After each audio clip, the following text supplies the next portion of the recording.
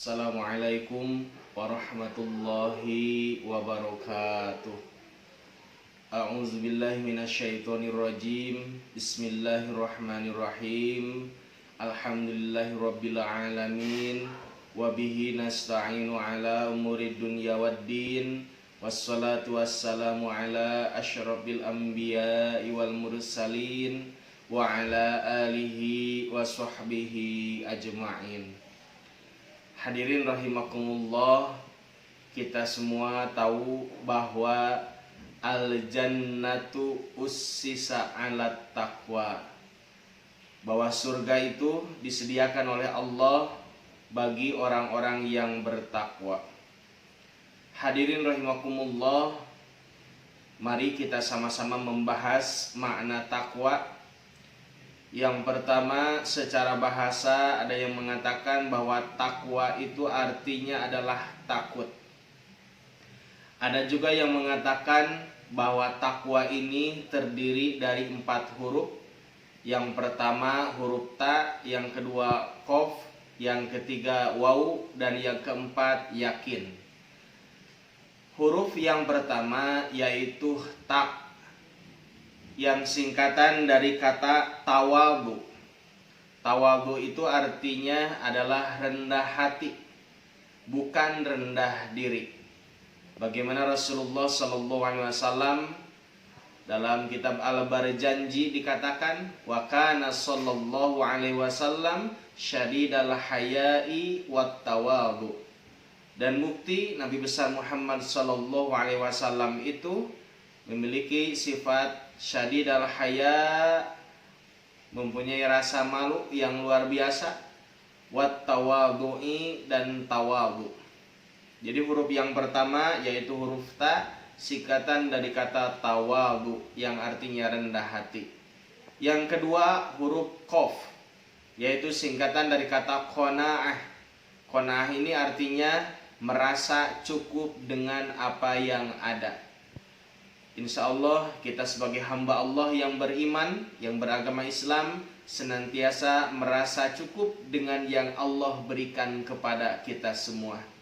Dalam hal contoh berbuka puasa, ketika ada makanan yang ada, maka nikmati yang ada, jangan mencari yang tidak ada.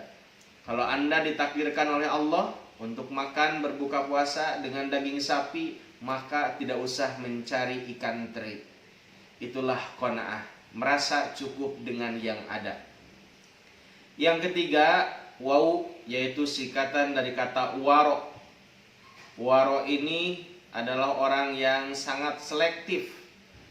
Dia tahu mana yang halal, mana yang haram, bahkan yang makruh pun dia tinggalkan.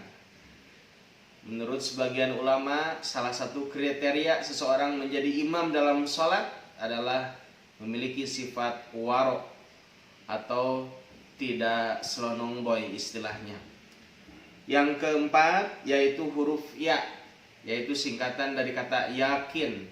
Insya Allah kita semua yakin bahwa orang-orang yang beriman ujungnya akan masuk ke dalam surganya Allah Subhanahu wa ta'ala. Yang selanjutnya hadirin rahimakumullah, menurut ulama ahli fikih, yang disebut dengan takwa itu adalah imtisalu awamirillah wajtinabu manhiyatih. Ada 2 konsep. Yang pertama imtisalu awamirillah, senantiasa melaksanakan segala perintah Allah. Yang kedua wajtinabu manhiyatih, yaitu menjauhi segala larangannya.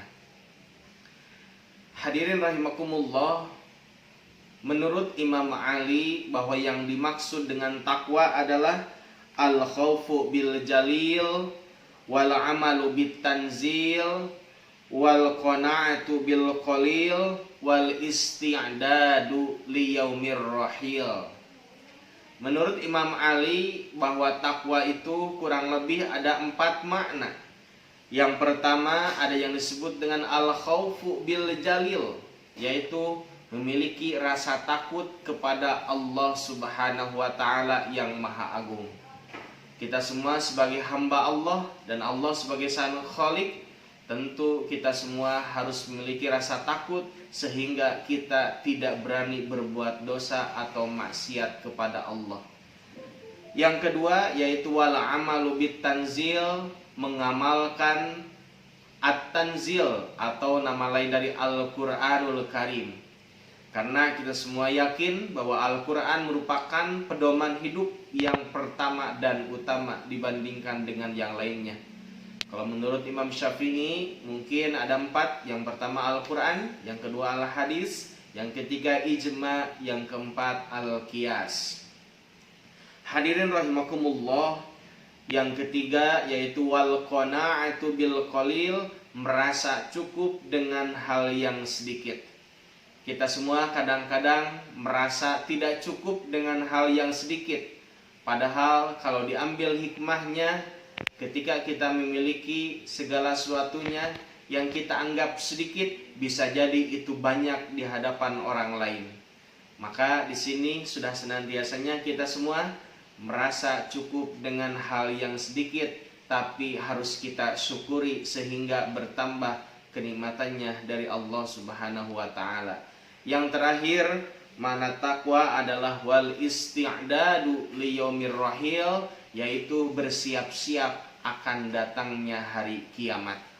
Kita semua tahu bahwa hari kiamat itu pasti terjadi, hanya tidak tahu kapan akan terjadinya. Bahkan Rasulullah Shallallahu Alaihi Wasallam pun, beliau ketika ditanya mata sa'ah ya Rasulullah, kapan terjadinya hari kiamat ya Rasulullah, maka jawaban Rasul ketika itu, mal mas'ulu a'lamu minas sa'il. Tidaklah yang ditanya lebih tahu daripada yang bertanya.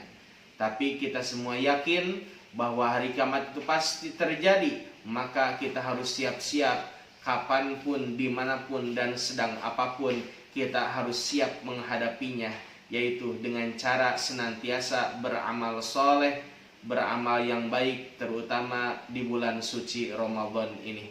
Mudah-mudahan 1 bulan Ramadan ini menjadi contoh, menjadi teladan, dan menjadi pembelajaran bagi 11 bulan Ramadan yang akan datang.